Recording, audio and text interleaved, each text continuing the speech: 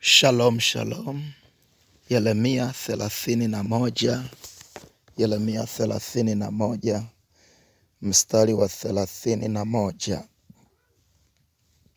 mpaka 33.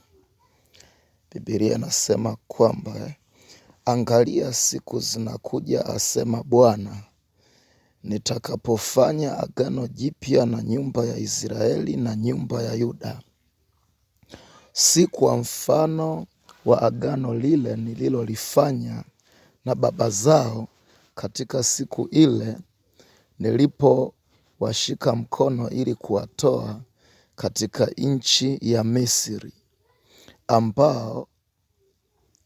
ambalo agano langu hilo walilivunja, ingawa nalikuwa mume kwao, asema Bwana. Bali agano hili ndilo nitakalolifanya na nyumba ya Israeli baada ya siku zile, asema Bwana. Nitatia sheria yangu ndani yao, na katika mioyo yao nitaiandika, nami nitakuwa Mungu wao, nao watakuwa watu wangu. Bwana Yesu asifiwe. Mwezi wa 6, Mungu yuko tayari kufanya agano na mtu mmoja atakayekuwa tayari kuingia agano na Kristo. Tunapozungumzia juu ya neno agano ni patano kati ya kundi moja na kundi jingine. Ni makubaliano kati ya kundi na kundi jingine kwa habari ya kitu fulani. Biblia inasema, angalia, siku zinakuja, asema Bwana, nitakapofanya agano jipya na nyumba ya Israeli na nyumba ya Yuda. Naona Mungu alikuwa anazungumza na nabii Yeremia kwamba siku zinakuja ambazo Mungu atafanya agano jipya na nyumba ya Israeli na nyumba ya Yuda, sio kwa mfano wa agano lile lililofanywa na baba zao katika siku ile nilipowashika mkono ili kuwatoa katika nchi ya Misri, ambalo agano langu ndilo walilolivunja, ingawa nalikuwa mume kwao, asema Bwana wa majeshi. Katika nyakati zilizopita, unaona Mungu akifanya agano na Waisraeli, na lile agano lilikuwa katika kuwatoa kutoka mahali pagumu, yaani penye mikono ya Farao, kwenye mikono ya watesi wao, na kuwaweka Kanaani, nchi ya maziwa na asali. Lakini bado walilivunja lile agano kwa kuto kumtii Mungu na kumsikiliza Mungu. Wakajifanyia sanamu za kuchonga, wakaabudu. Na Mungu wakati huo alifanya nao agano. Yeye Mungu akawa kama mume kwao, kama unavyoona mwanaume anavyoweza kufanya agano na mwanamke. Sasa Mungu alifanya agano kwamba mimi ni baba kwenu, msiiche miungu mingine, msiwe na miungu mingine. Lakini wao waliacha sheria ya Mungu, wakakaa nje ya patano. Lakini Mungu anaahidi kuwarudisha kwenye agano lake. Maana unaona hapa nasema, bali agano hili ndilo nitakalolifanya na nyumba ya Israeli baada ya siku zile, asema Bwana, nami nitatia sheria yangu ndani yao, na katikati ya mioyo yao nitaandika, nami nitakuwa Mungu wao, nao watakuwa watu wangu. Agano ambalo Mungu anataka kufanya na wewe ni yeye kuwa Mungu juu ya maisha yako, na ni wewe kumwona yeye kama baba.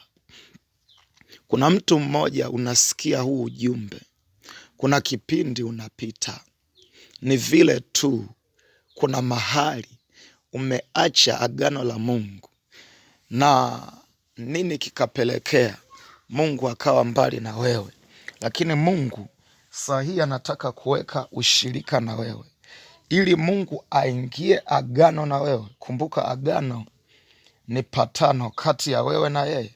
Ni lazima wewe uwe na ushirika na yeye, na njia mojawapo ya kukuweka wewe kwenye agano au kuingia wewe kwenye hilo agano la Mungu, njia ya kwanza ni wewe kumwamini Yesu Kristo kama Bwana na Mwokozi wa maisha yako, kumkubali, kumpa nafasi aingie kwenye moyo wako. Na kumbuka, anapokuja kwenye moyo wako, yeye anaweka ushirika kati ya wewe na yeye. Kwa ndipo hapo anakuwa Mungu, na ndipo anakuwa Baba kwenye maisha yako. Yeye kwako anakuwa Mungu na wewe unakuwa mtoto wake. Ndio maana Biblia inasema wote waliompokea aliwapa uwezo wa kufanyika kuwa wana wa Mungu, ndo wale wanaoliamini jina la Bwana wa majeshi. Kwa hiyo unapokea kipawa cha wokovu kwa imani, na unapoamini kwa kinywa na kwa moyo wako, unapoamini kwa moyo na kwa kinywa chako, unapomkiri kama Bwana na Mwokozi wa maisha yako, hiyo ni njia ya kwanza wewe kuwa kwenye agano na yeye.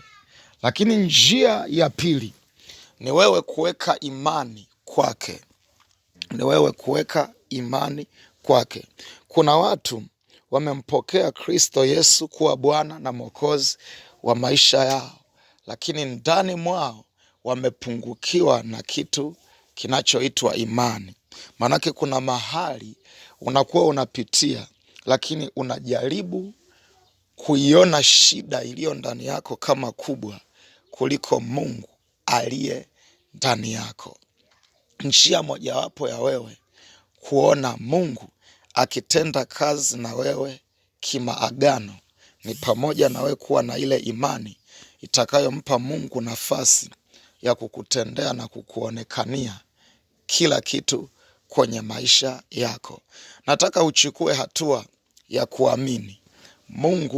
Mungu anaahidi kufanya agano na watoto wake, bila kujalisha wanapita kwenye mateso gani, wanapita kwenye changamoto ipi. Kumbuka, agano ni patano kati ya kundi moja na kundi jingine. Leo tunaangalia wewe kuwa kwenye agano na Kristo, na damu ya Yesu Kristo ndo inayoweza kukuimarisha kukaa kwenye hilo agano. Baada ya kumkiri Kristo Yesu kama Bwana na Mwokozi wa maisha yako, wewe ni mtoto wa agano. Na ikiwa wewe ni mtoto wa agano, una uhalali wa kuomba chochote unachohitaji, na Mungu yeye ni mwaminifu, hukupa na hutenda kwa namna ya ajabu. Ndio maana anasema kwamba kaeni ndani yangu na maneno yangu yakae ndani yenu.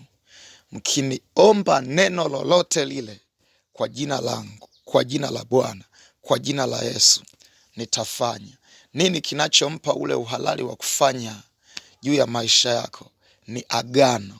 Kwa agano ni kitu cha kiroho kinacho